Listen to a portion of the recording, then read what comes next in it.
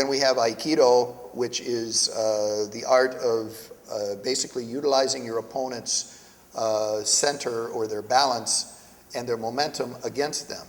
It is a very, very graceful art form that takes a pretty good time to get a efficiency behind it. So what you see in Aikido is a lot less brute force and a lot more what we call blending with our opponent's energy level. The concept is actually capturing your opponent's energy flow, if you will. So even during a punch, your opponent's moving in a direction, and we try to keep that direction flowing. So I take advantage of the energy that my opponent's given me and keep him going in that direction. If possible, I bring him down to the ground, and at that point I have options. I can either end it with a strike, or I can just pin him to the ground. Come try it out. If you do like it, then yeah, wonderful. Come play with us. We also have a gentleman who teaches Iaido, which is the Japanese art of drawing and cutting using the katana, or the samurai sword. And this is a very individualized technique where there is no contact between people.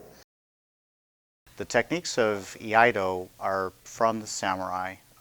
Iaido filled a niche for sword arts that were not events that occurred on the battlefield. You know, on the battlefield, you pretty much always had a sword in your hand and you would be going at it.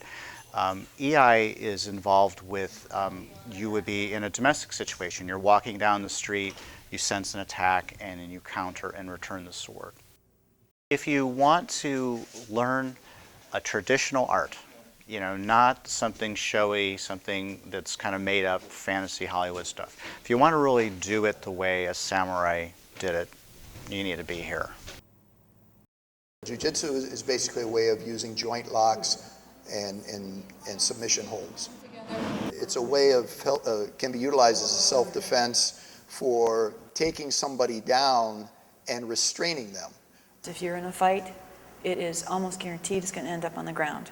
And what happens when someone goes to the ground is they freeze, they don't know what to do. This just gives you a few skill sets that enables you to know what to do, to at least get up and get away. It's easily learned. Within 6 months, you can be proficient at several different techniques that will enable you to successfully rid yourself of someone you don't want on you or around you, and leave. The whole goal is to leave. You want to disarm, disable, and hot-foot it away. If you want to be in shape and learn some self-defense, it's a very good way to do it.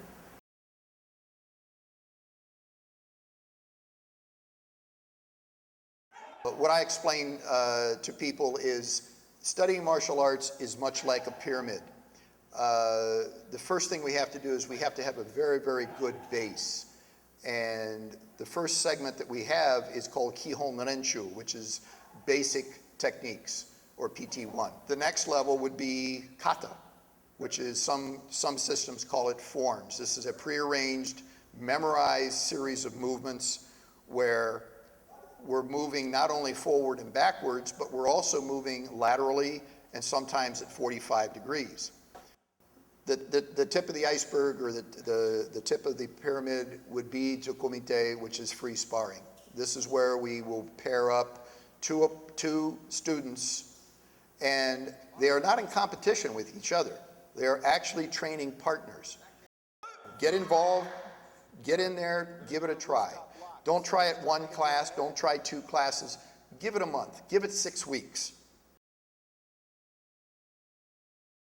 We have Northern Chinese Kung Fu, the Wutang, that is a very, very strong, it's a compilation of various different northern style martial art of China. And it's what I refer to as a very, very hard style. When they hit their opponent definitely knows they're there. When they strike, when they kick, it's a true strike and a kick. Their lineage goes back to the training of bodyguards and assassins back in the many, many years ago. they've been doing a form of this in China for over 4,000 years. And there's parts of Tibet that they're still practicing this, and their lifespan is far longer than ours. Look for a traditional school, somebody that cares about what they do, and go in and try it.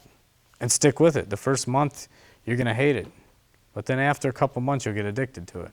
And if you get addicted to something like that, you stand a chance of living a long time. Padded weapons is somewhat of a newer phenomena that it started, of course, in Japan and has come to the United States probably in the last 8 years. But in the last year or two, it's really starting to come to the forefront. All ages are doing it, but mostly the children, the younger children really like it because it's physical. It's something that they can grab, put their hands on. It makes noise. And it's not a question of, you didn't get me. Oh, yes, I did. You know you got me. I know you got me because I felt it. And they do wear safety equipment. They have to have a headgear. They have to have a face guard, a special face guard. They have to have a mouth guard. But other than that, they really don't need anything else other than that weapon. And it is a very fun, fast, traditional training tool. And I've had people come in that have no martial arts training whatsoever, and that's what they want to do. They don't care about learning how to punch or kick. They want to do this.